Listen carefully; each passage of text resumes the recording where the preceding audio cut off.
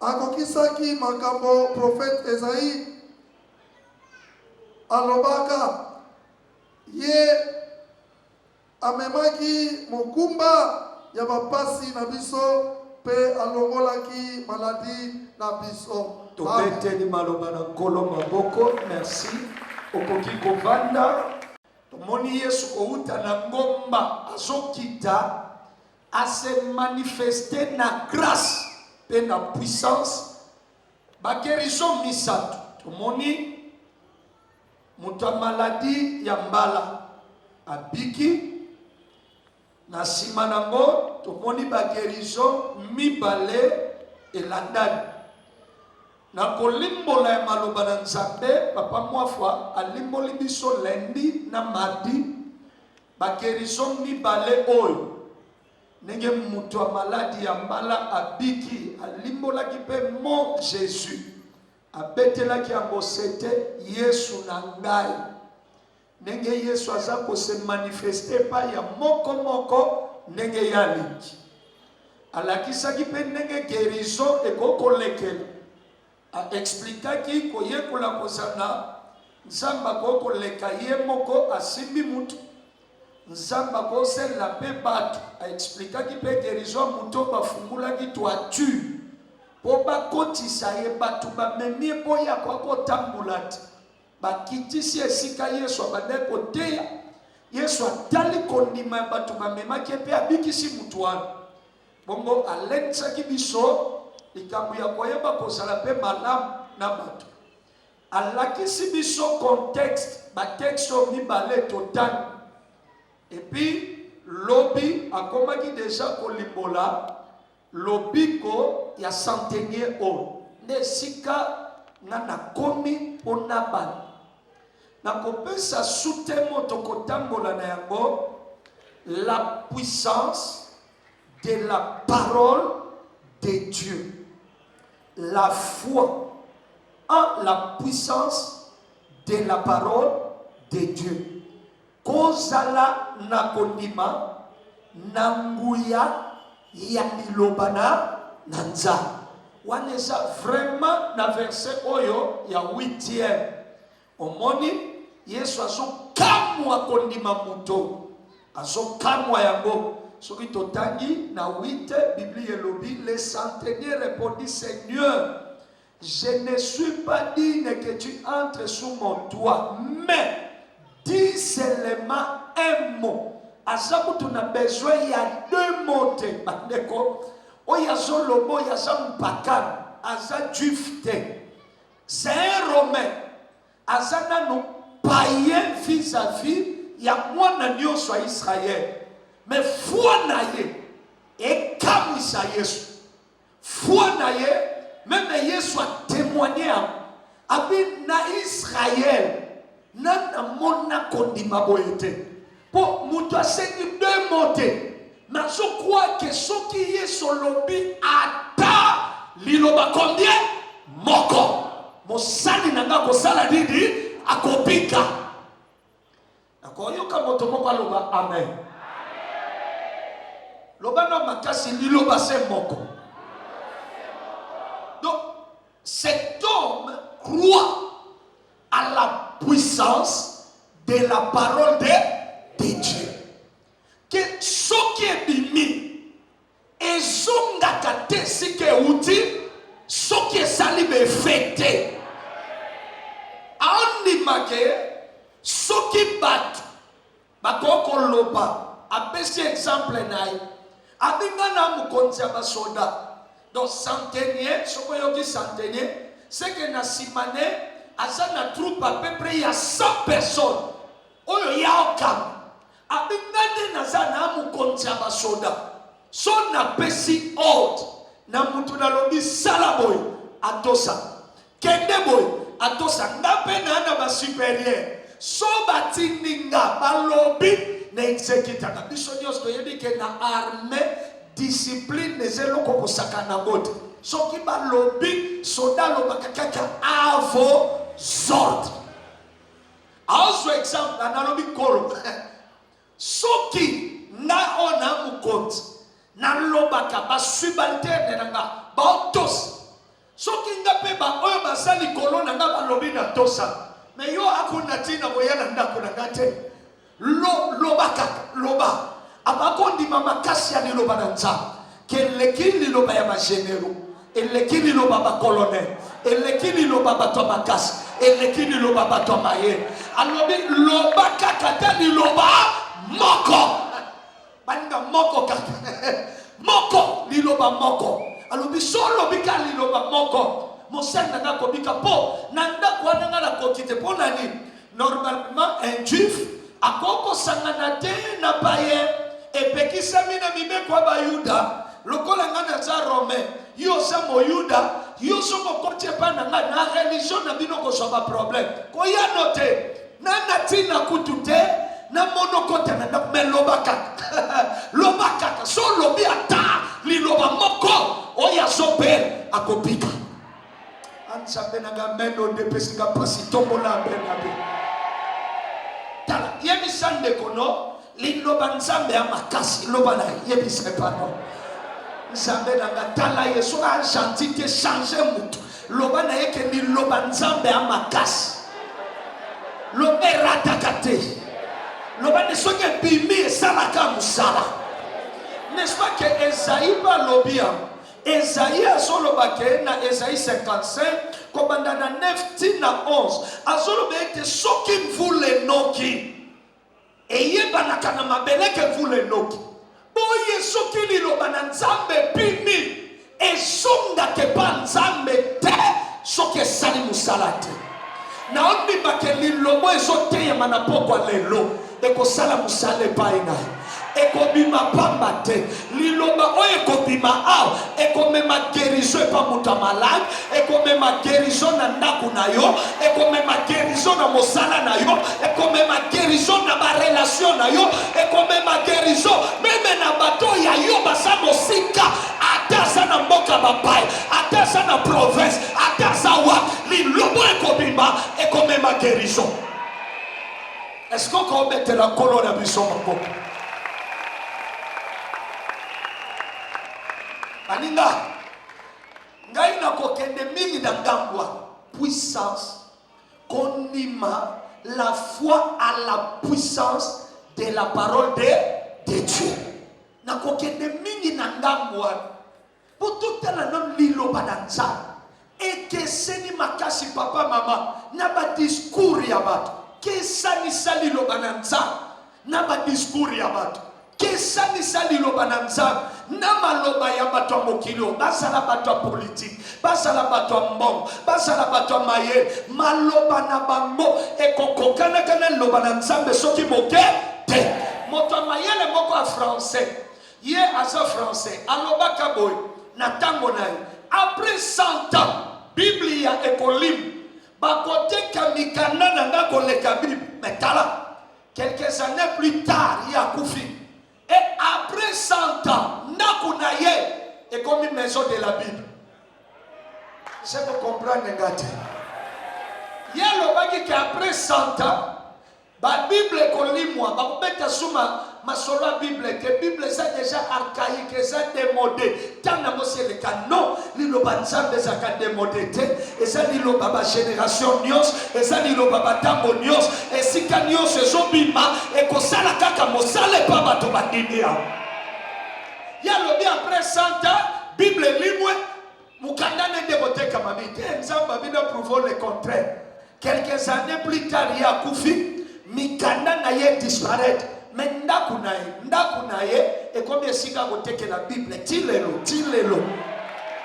parce que lo banzambe za makas ne bandele za kililo baba ne ko ne bandele za kililo nangana banda ko ebiso quelques vertus ya parole babolam kitoko ya lilobo talaka ne bandele na Genèse 1 soko tangika ka Genèse 1 Bible lobi la terre était informe et vide et l'esprit de Dieu mouvait au-dessus des eaux et Dieu dit la terre ma beleza qui na formette ma beleza qui vit molimo nzamba so tambola likolaba mai nzambe alobi et na Genèse 1 ozomona nguye ya liloba na nzambe ezokela la parole de Dieu crée et il y a que si biloko ezangi forme et puis si forme liloba nzambe ekelaka ebengaka biloko ezalaki te ezala sambe nanga mama moko koloba amen papa moko aloba amen yebisande kono liloba nzambe ekelaka yebisa ekela nzambe nanga changer mutu pardon luka mutu mususu changer mutu loba ne liloba nzambe ekelaka lobane même aux angi forme même aux malades même bakato trop même balongola sur ba poumon même ba changer lokoni na motema lo même osana ba intestin liloba nzambe kela e banga ke lokote ata molili liloba nzamba banga ka molili te na e bandeli balobi y avait les ténèbres à la surface de la Bible molili ezaki partout mokili ezangi forme mais liloba ye koti tango koti ezro ezanga ki forme e bandi opesa ngo forme ezro esika molili eza e bandi ko benga lumière ngana loba no ke liloba nzambe ekelaka ata bakato trop atosa na problème ni la parole de Dieu est capable ya kokela biloko sika na kaka bombo inayo. Est-ce que vous mettez la colonne à Yoma Boko? Bandeko moto akamusinga alobi loba kakata liloba moko soki maloba bato esala befe nasaki na zandu mikoleleki babeti mutu moko asaki soki mpe sheke soki ndenge abeta ye mabe basoda abenga na yibi te bobeta ngai nyonso babeti ye bafinisi alaki soda abi yo lobanga nazalaka na zandu te so moi oyo esileli yo loboko wana obeti nga eza kaka bomo balongolanga na zandu papa wana mutu alo abiso sanzo esili lokwanga na salo eloko te obeti nga soki sanzo esili loboko wana yo eza kaka bomo balongolinga na zandu bandeko nakutaka nde bato batondi sikoyo baexplike nga histoire elekaki mikolo te tala loboko ya soda baoya nango ya kosimba loboko ya mutu bazomema ngo na 2 personnes sheke wanazawa yazawa aya koloba mutabi wana sheke alobi ni lobezoko kisa enjambe na ko comprendre ngate sheke alobi li lobanezoko kisa bongo soki nzamba lobi est-ce que yoko tika la ka malade soki nzamba lobi est-ce que situation ne ko sala ka bon soki nzamba lobi est-ce que makambo ne ko tosa te problème na oni ne lekini lobana makas na mone loko lekini lobana makasi te parce qu'au commencement c'était la parole était avec Dieu et la parole était Dieu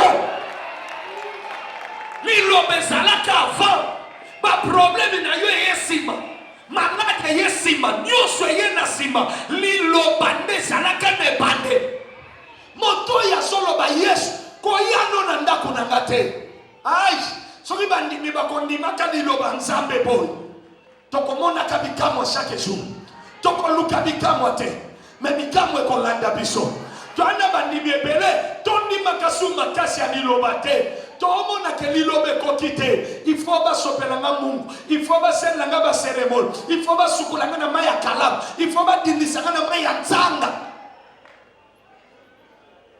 muto alobi na besoin biloko bite loba kaka loba na ndekolo aloba kaka enjambe na kai change mutu yaza chantite luka mutu loba aloba kaka tunaye esko sondi manguya liloba nzanga tune esko sondi mamakasi ya lilobanza lobane lilobekelaka lobane oye ezalaki te na vi na yo lobane liloba nzambe kokelango na pokwa lelo lobane sika ezalaki na forme te lobane liloba nzambe kopesango forme lobane sika ezalaki molili lobane liloba nzambe koya na lumière nga tona talaka maka Genèse 1:1 tanga ngobie terme ya hébreu bengaka toiboy la terre était informe et vide na terme ya ba hébreu parce qu'Ancien Testament komami na hébreu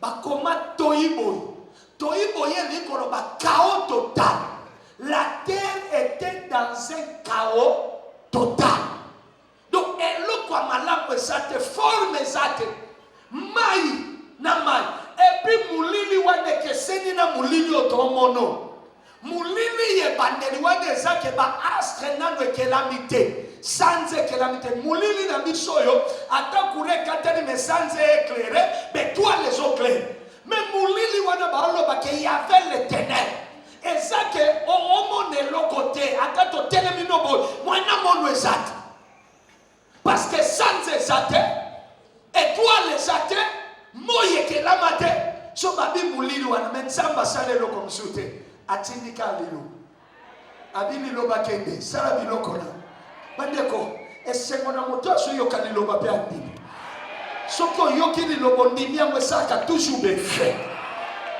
liloba na nzambe soke ezosi la makasi ezosi la makasi pona biso te Paul alobi si notre évangile est voilé eza voilé pour ceux qui périssent pour les incrédules mais alobi évangile eza gloire pona bato balimi yango soki liloba ebimi moto asali liloba confiance bandeko liloba ye moko aza na makasi pona nini alobi puissance à parole de Dieu parce que quand on parle de la puissance c'est que c'est quelque chose qui produit des effets ce qui est pilier ça n'a qu'à effet bon non di matin na poko lelo maladi no ko songa na mote e ko kendete lilobo esobima okobika kaka okokangola makaka okozwaka kimia okolonga kaka na memeli eloko mosunte eloko na memeli yo na poko lelo e aka liloba na nzambe soko yoki ondimi yango okosonga ndego yaki te parce que bible elobi moko ta yake pai na ye bongo asonga ndege ayaki centenier ayaka na kolela na azongaka na esengo moto moko te akutana na liloba na nzambe bongo atikala ndege azalaki soko yaki awa yakolokama okobima wa yakopambwama soko yaki malade okobima na guérison soko yaki na mawa okobima na esengo soko yaki na kolela okobima ya kosepela oya lobi amen azwa grâce à nzambe oya lobi amen lole fongwamela ye oyo alobi amene bolamu ya nzambe ekitela ye. Papa lilobo esalaka toujours mosala. Tomoni puissance là, la puissance du monde. Yamazoba dit seulement un mot, dit seulement une parole, une seule parole suffit pour que mon sali nanga asala nini abika. Et kokina Yesu atali abi na mona bato kondi mais kondi mo ya ngote ça te habite ngana biaka ordre makambo esala ndoki alobi esala mutu mokili alobi esala papa alobi na mwana ekokisa mama moko alobi na mwana yo batuta yo atako tuta te mwana bimi basali peni batuti soki maloba bato oyo baza poussière oyo bakufaka oyo bazoleka ekokisa ebo liloba na nzambe soki mutu ayokia te ata bakata batrompe soko yawo okopika ata déclarer déjà ménopause na lobino okozwaze soki yo ndimi yango te nga na ndimi na nga na mitie na place ya centenaire oyo na lobi ata baloba déjà âge ya ménopause ekoki mais soko oza na posa mwana nano boti te liloba nzambe eleki ménopause na makasi ntango ekotaki epai ya Sara ebanga ménopause ya Sara te ata na 90 Sara azwaze Sara mema mwana abota mwana normal na déchirure te naissance normal accouchement normal parce que liloba soki ekoti ebanga susu ménopause ya moto te Sara ye moko ta baoloba ne nzambe aloba na époque na mvula ezoya na même époque tokozonga moi sinon Sara akozwa se babi Sara ye moko na nsima porte aseka abi kolie elobisa awa balie bameli miliki tala biloba lobeba bakokenda bango na kimia te en tout cas kolia oyo Sara sosek abi mutu libumu esi esali accorde yo esali bagitare est-ce que libumu apoye komema se batalaka mpe baage yango te yango ye mpe nzambe azotala baage te nzambe abengi alobi Sara nini ezosekisa ote na sekinata nzambe atuni eske eza na eloko ekozala makasi epa nzambe liloba si ebimi ekoti ebanga ménopause te liloba nzambe ebanga maladi no te ebanga situation no te liloba nzambe eza na nguya ntango alobi ekelaka mpo eza na befe soki ekoti imposaka volonté ya nzambe. Donc c'est donc croyez que la parole de Dieu a une puissance illimitée, a une puissance infinie. Liloba nzambe ebangaka barrière te ebangaka trajet te même na maluku même na Inde même na poto ekosala mosala mala mingi tobondeli na bato na bandeko bonda nande komoka sana Hollande.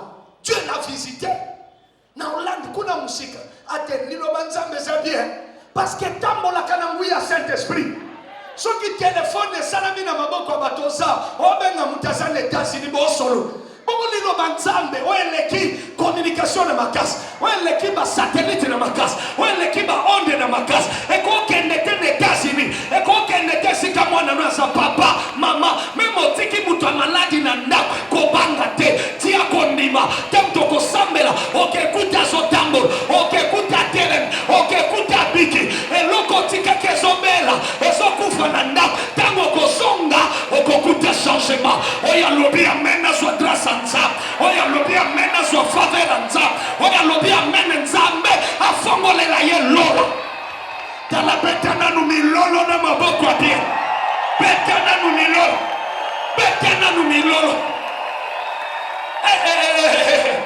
tala ndeko no loba ne liloba eza na nguya loba ne liloba eza na nguya loba ne liloba eza makasi loba ne liloba ekelaka ebengaka biloko ezalaki te ezala oyo ozangaki na pokwa lelo lokolo soyoka liloba olingolinga te koya meme ezalaki na zamba meme ezalaki na zamba meme bakangango wapi oyo nyonso ebombama liloba ekolokotango liloba ekobengango liloba ekosangisango ekoyesika yosa oyo ozwaka te bambula eleki okozwango tulo oyo ozwaki te basanza eleki okozwango lelo oyo ozwaki te mikolo eleki na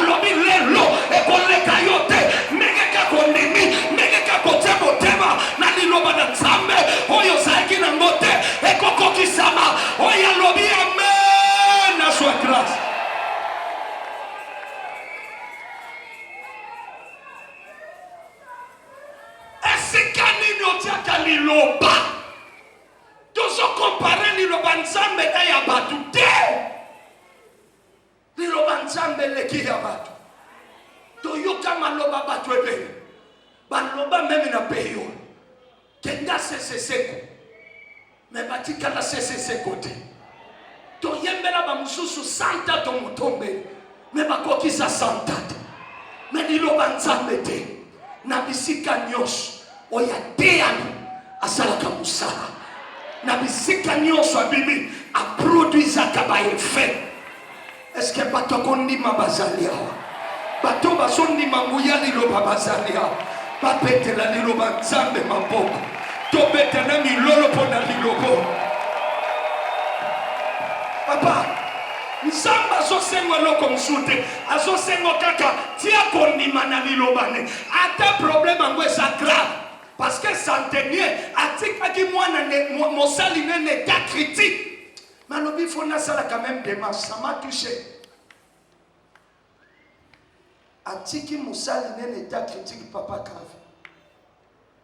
Malobi namoko nasala démarche, c'est un serviteur.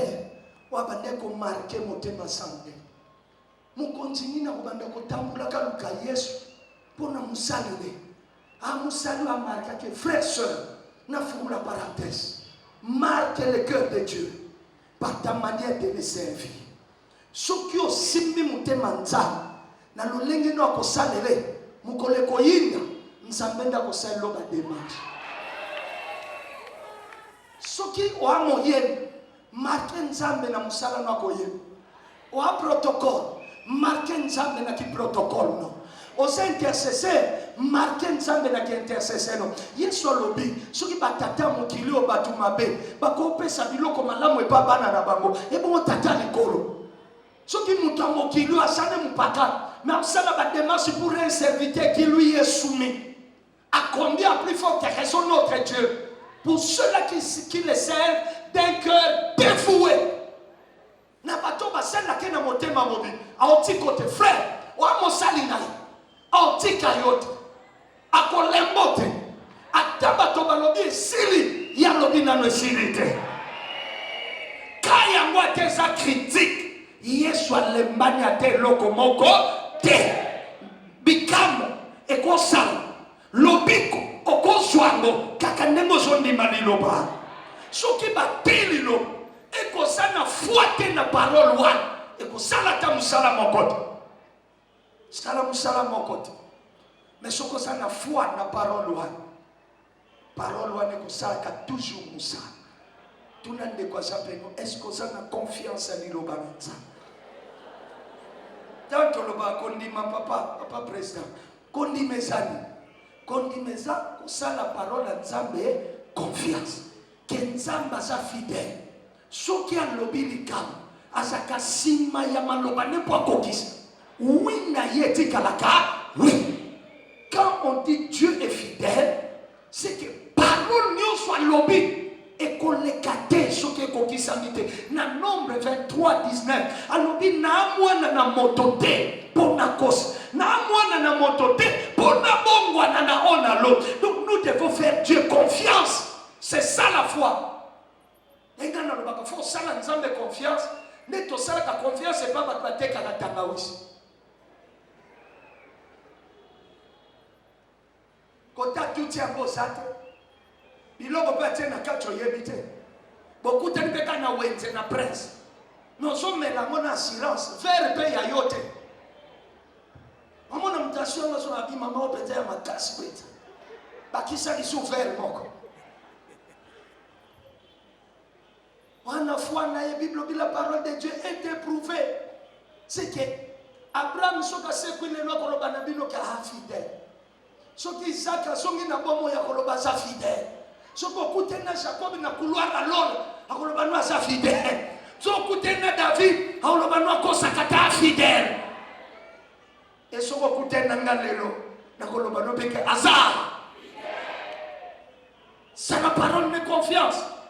Et à mon nez likambo note et à mon laya likambo note mais ça mouya ya lilobaya yanza non ni makenegi na yokiango et l'autre so sage et le Seigneur muto ya zobel ayeba Yesu il croyait dans la première cas l'hébreu wana solo bana Yesu si tu veux tu peux me guérir à ça il devait vouloir na pouvoir il croyait yoka makamweza si tu veux tu peux me guérir andimaki kenzamba sana pouvoir mais adutaki nde na vouloir nzamba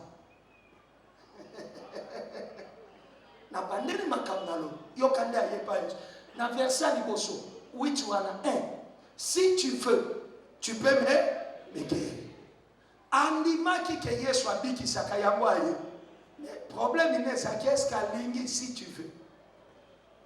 Il croyait au pouvoir de Jésus pour n'accomplir sa malade. Mais il ne croyait pas que Jésus voulait aussi sa guérison. Le bana ne connaît Yesu alinga kape yobika yebisai.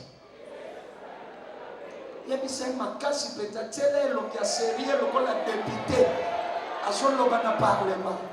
Tele peut-être l'obia sérieux le kola député à son le bana parlement. Le bana Yesu alinga kape yobika. Papa, est-ce que Yesu alingakangana bika? Oui. Il ne peut pas seulement, mais il le fait aussi.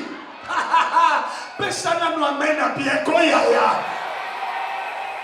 Non seulement qu'il peut guérir, mais il fait la guérison divine. C'est la volonté de Dieu en Jésus-Christ. Yo sa malade. Maladie où tu n'es pas inensambété. Au commencement, Dieu n'a pas créé la maladie. La maladie, c'est la conséquence du péché. Tant mota quoi na masou, ne malade ne koufeye. Mais papa, est-ce que penza Yesu alingaka kobikisa? Beta yebo lobana sepela kabikiso esa kaposa na bikiso yebisa voisin lobane voisin et akaposa Yesu abikiso no malade esa les malades ya miso esa les makolo esa les barreins esa les cirrhose de foie esa les maladies ni azakana posa alinga kobika osalele na nzoto malade alinga kosalele na nzoto makas alobi je souhaite que tu prospères.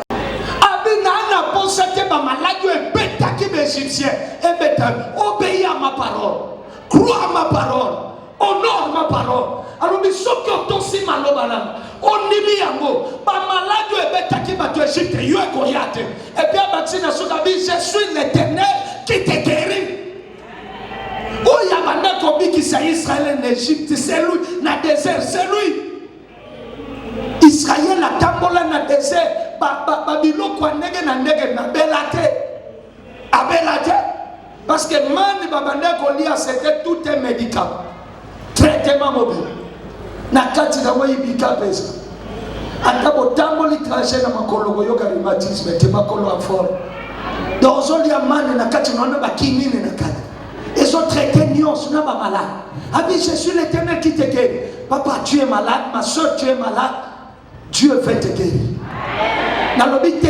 Il ne peut pas seulement, mais il veut aussi. Et ça pour ça, il y a pas si mille je le veux. Peut-être continue pourquoi est-ce que kolinga kolimbisanga est-ce que kolinga kokangolanga est-ce que kolinga koyamanga na mutamasum na mutona sopa bazen na mutona simba bakis na mutona salama kamba mabe na mutona tambola mabe est-ce que kolinga koyamanga na lobi il veut te recevoir il veut t'accueillir. Alors, je ne mettrai point dehors celui qui vient à moi. C'est sa volonté de te guérir. C'est sa volonté de te pardonner. Et si quelque chose est la volonté de Dieu, je suis l'Éternel qui te guérit. Même mes paroles, et ça n'a plus son. N'a son, n'a pas verso comment et enrichir lecture, même dans Psaume 103. Psaume 103. Nabadina verset 2. Mon âme bénit l'Éternel et n'oublie aucun de ses bienfaits. Verset 3.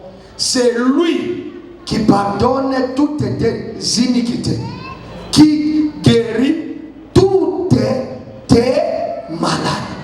Avec Namuke, docteur Manakerison divine, pour monter par la kakia. Avant de monter, pour Yesu habiter ça.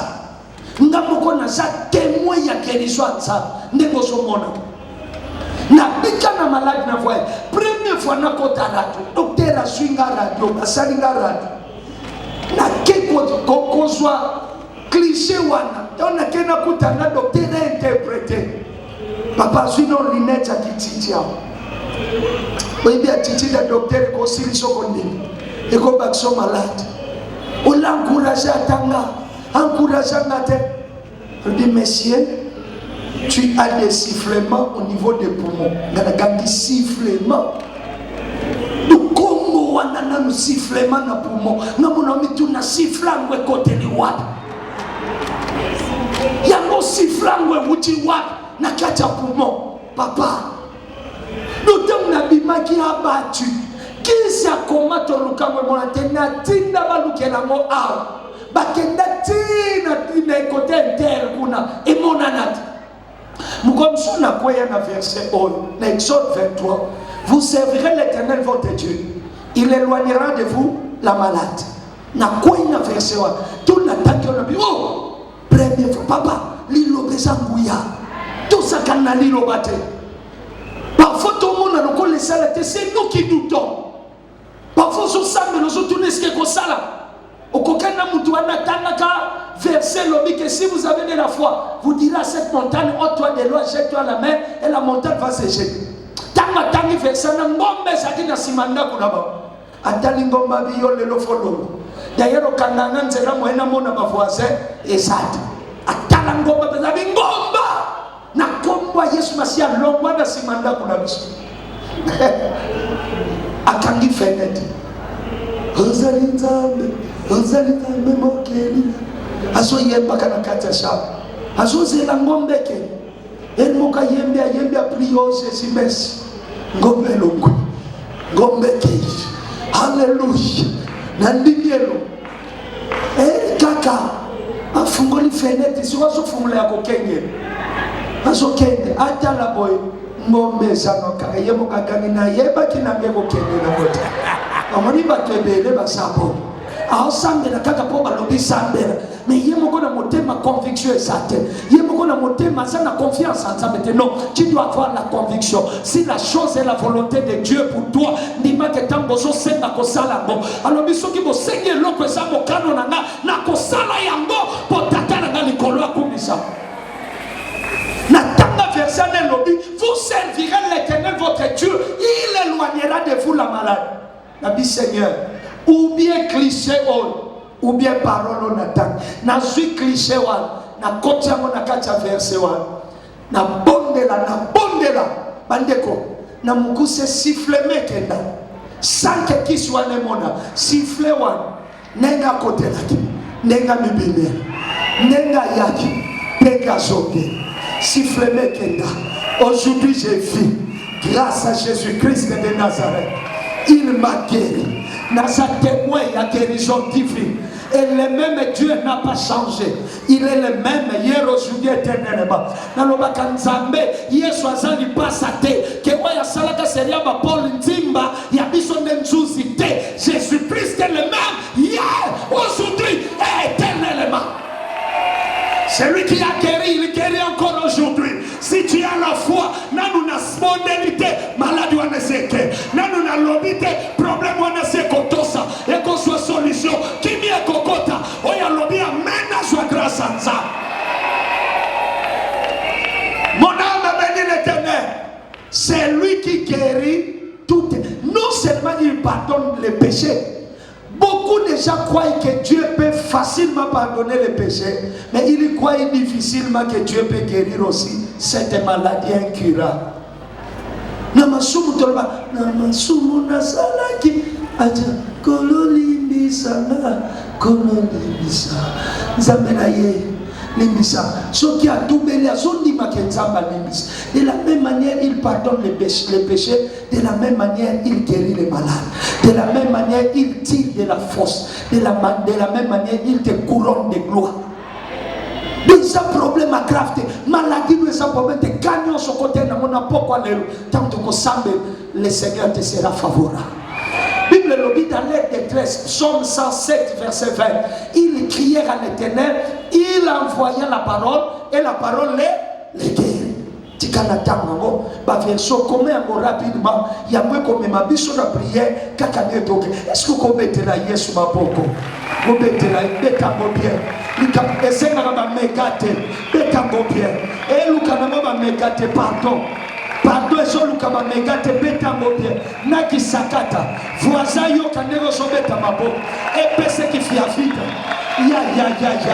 Yangwana kandega maboko ezomata ndenge vino ezomata kaka ndenge maboko ezomata ndenge pe yo zokangola basheni bakanga yo ezokata makambo balobelo ya mabe sili makasi oyo zwaka te zwa yango kandenge ozobeta maboko makambo avina yo efombama oyo alobi amen azwa grâce à Nzambe. Biblie elobi boye il envoya na bandatana verset 19 Psaume 107 19 à 20. Dans leur détresse, ils crièrent à l'Éternel et il les délivra de leurs angoisses. Il envoya sa parole et les guérit. Il les fit échapper de la fosse.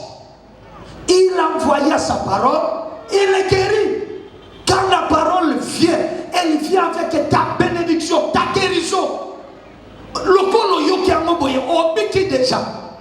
Nzambe nanga ya mena mort ne boy pona na zoloba obiki déjà loba na déconnotion obiki na déjà balobi il le fit échapper de la fosse soki olotaki ata cercueil na lobi bakokunda yo te Nzambe nanga ya mena mort ne boy pona na zobanga meni na yo na lobi atolotaki cercueil bakokunda yo te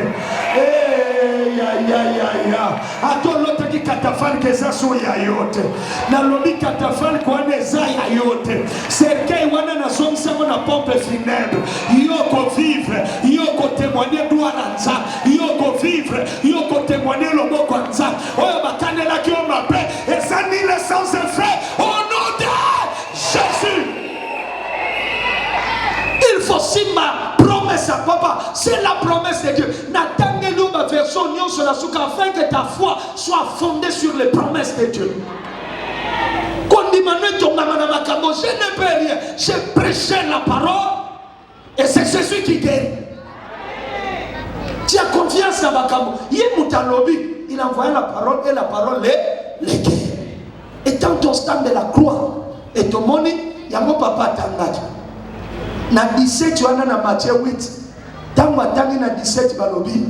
Abikisaki batuana poako kisa maloba oyo Esaïa lobaka.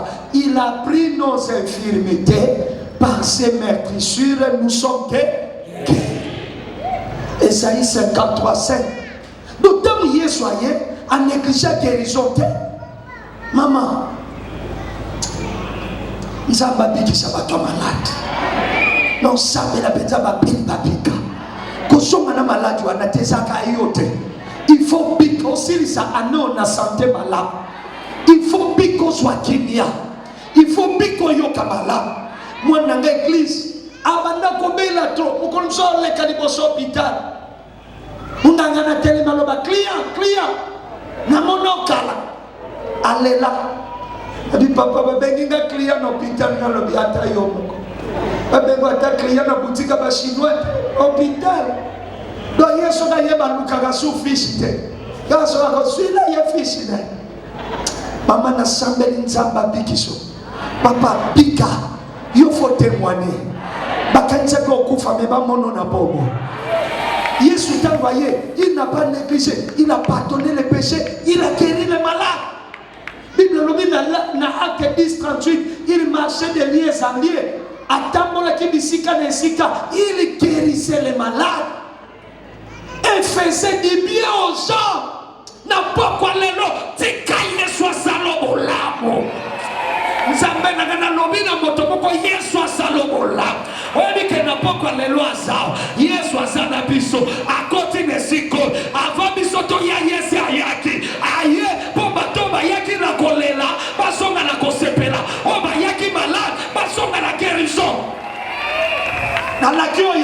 na lilomoto te oyo tikaki maladi na ndako ezala commerce wana elingaki ekufa ekobika nzambe na ngai amen oyo nalobi commerce elingaki kokufa ekobika mobali libala wana elingaki kopanzana ekobika ntango kozonga bokoyokana bien koswana nyonso abuo pia kifiansa elingaki epanzana ezwa guérison na kombo ya Yesu na boyi kifiansa wana epanza osi bokomi okoma na baletre mabe bamessage mabe komi okoma te nasambeli barelation na bino ezalake misala na bino ezalake basante na bino ezalake domaine songolo tikaki ya kolala lokola centenier oyo tikaki ya kolala lelo ezala guéri.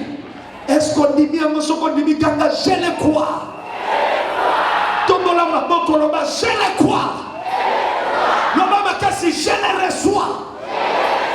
Est-ce qu'on loba 3 fois amen amen amen okometela Yesu maboko. C'est important, tu dois croire. Quand tu crois tu reçois. Et bien il n'a jamais croire c'est recevoir. Oh Jésus, oh Jésus. Et bien il n'a jamais croire égale recevoir. Si tu crois tu reçois. Si tu crois tu as la guérison. Si tu crois le changement commence. Si tu crois la guérison est dans ta maison, la guérison est dans ton foyer, la guérison est dans ton travail, la guérison est partout. Si tu crois, reçois cela au nom de Jésus-Christ de Nazareth. Oui, et n'a suffisamment collaboré. Non seulement Jésus a guéri, mais il y a avant matin, à l'objet, allez dans toutes les nations, prêchez la bonne nouvelle. Voici les miracles qui accompagneront ceux qui auront cru à mon nom. Ils chasseront les démons.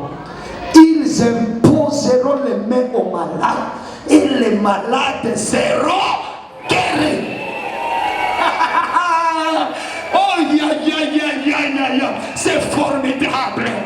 C'est formidable. C'est formidable. Les miracles vont vous accompagner.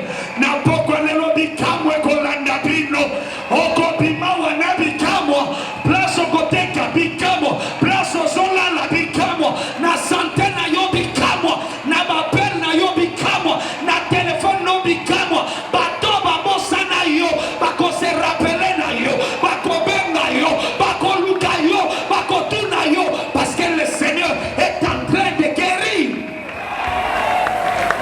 Il peut guérir le pays. Si le peuple ici qui est invoqué mon nom, si il prie et cherche ma face, je guérirai son pays.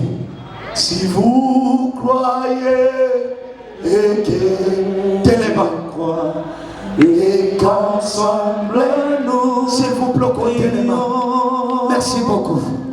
Nous verrons descendre l'esprit. Et l'Afrique sera sauvée. Et l'Afrique sera sauvée. Qu'il soit santé, qu'il soit libala, yabana, yamusala. Loba kolo Yesu.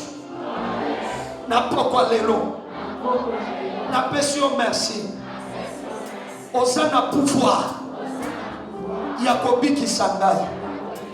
Olingaka kobiki sangai eza volonté na yo ngai nabika na ekopeso merci pour la guérison ya ndako na ngai ya santé na ngai ya mosala na ngai ya vie na ngai ya ma relation na ngai na ekopeso merci. Loba makasi Jésus. Tango koloba Jésus, oba diko sambel, oba dio pese merci. Loba Jésus. Ale banda kobonde la pese merci. Oso bonde la, oso loba naye, oso loba naye. Loba de merci. Tombola maloba, tombola maloba, tombola maloba. Loba de merci, loba de merci, loba de merci. Bonde la, bonde la, bonde la, bonde la.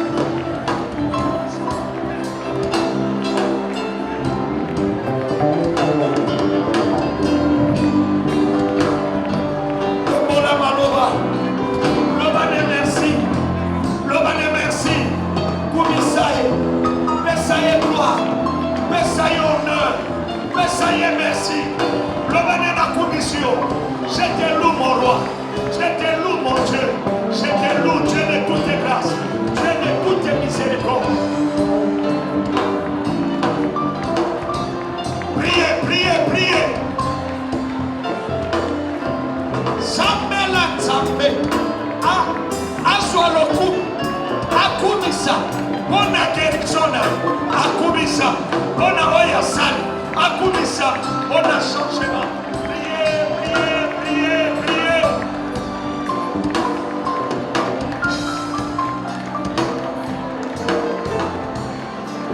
Oh non, Yoka, tombola moloba. Loba makasi Jésus. Loba lisusu Jésus. Na malabi santo tango solo ba Jésus. Obando sambe. Osobeta mabo. Eloko libosolo ba kolo. Guérir kobanga nanga. Guérir baduti nanga. Guérir motema nanga. Na baduti na kobanga. Tanto loba Jésus. Obadio sambe. Olobi kolo. Guérir motema nanga. Na kobanga. Na badute. Tombola mabo. Loba Jésus. Ale banda kobodela. Loba na sambe. Guérir badute nanga. Guérir motema nanga. Wezaki kobanga. We banda kolek. We banda kondimanisute. We kotaki na peur, na crainte, les certitudes. Éternel notre Dieu, éternel notre rocher, éternel notre roi, guéris nos cœurs, guéris nos craintes, guéris nos doutes, guéris nos cœurs remplis de crainte. Bikisa motema nanga, na kobanga pena badut, bikisa motema nanga, na kolenga pena badut, bikisa makadisi nanga, we bande kobanga, we bande kolenga, we bande kobanga, we bande kolela, we bande kondimalisute, na possibilité à guérison, we bande kondimalisute, yo soki olobi, quelque chose peut changer, guéris mon cœur Seigneur, au nom de Yoka. Nalina pesa occasion. Et l'autre animos. Centenaire oyandimaki. Diloba nzambe sana pouvoir. Et pas batubandi. Yesu solo na Marie, si tu crois, tu verras la gloire de Dieu. Il y a les bosso fondim. Peut-être ndemo kotia, ou soit qu'une invitation. Oyaki lundi, oyaki mardi, oyaki kalelo. Maintenant, tu peux ça qui occasion qui a coupé sa bombe, il n'est pas Yesu. Ceux qui ont limité, makambo eza yote. Mais ceux qui ont limité, makambo eza yote. Ceux qui n'ont pas ça Yesu bombe inote. Je t'invite, ne sikoza, okotombo la lobokono. Pengana kolinga kosambe la pona. Kotala mutute, kobangelo kote. Il y a une nouvelle vie qui va commencer en toi. Bombo imosusu ngeba. Et loko esala na onteka chinwe ngesala nzambe aliamba ndamo sala menyo swe matakawa alobi na telemi na porte na zobet soki ofongol na kokoto koyoke sonite kobange lokote soki omoni nano pesa Yesu bomo inote to bandaka ko sambe ozonga sima olemba okweya metango yoki malobol samba lobinde na yo ndima soki ondimi makambo ebele koko changer esikoza soki nano pesa Yesu bomo inote tombola loboko nalina sambela pona kobanga moto te papa kobanga moto te mama ezali kambo esengo ya lokumu ete yo ozwi décision pona Jésus. Merci na bandeko batombo loboko bino nde boza bato Yesu abandi koluka na pokwa lelo bato liboso oui alingi abanda musala epa na bino bokangelaki porte mais lokola bofongoli alingi akota asala musala kati na bino oui merci na bandeko wana nalingi nasambela mpona yo ndenge otombo loboko bayembi bazotiela biso eteni ya nzembo ndenge bazotia eteni ya nzembo yaka malembe liboso nasambela mpona yo nazokita mpe mpona yo nalingi nasambela mpona yo Gaila semoli miso na mama yoka yaka noki merci ngape na critique soki mpe nanoswa bateme te yaka noki nanoswa libatisi te occasion yango koleka te maloba nzambe soko néglige yango esili yaka noki mbonga lobiko yango mbonga lobiko yango